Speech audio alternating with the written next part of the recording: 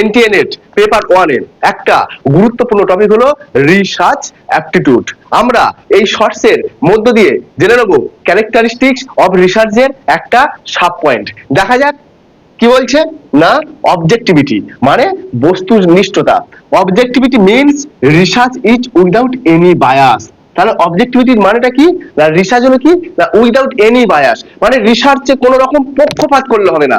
দেখা যাক তারপর আরো কি বলছে না, অবজারভেশন, টেস্ট, এভালুয়েশন আর ফ্রি ফ্রম রিসার্চ বায়াস। মানে অবজারভেশন পর্যবেক্ষণ, টেস্ট পরীক্ষা নিরীক্ষা, এভালুয়েশন মূল্যায়ন, কি করতে হবে না পক্ষপাত research bias, free from research bias মানে রিসার্চের পক্ষপাত থেকে মুক্ত হতে হবে।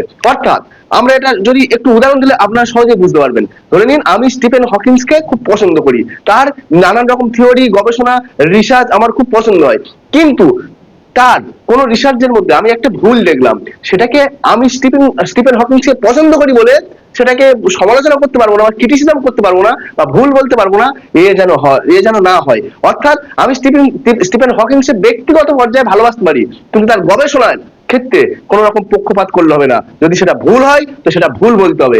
এই হলো কি না ফ্রি ফ্রম রিসার্চ বায়াস। আশা করছি আপনারা এই সাব পয়েন্টটা বুঝতে পারলেন।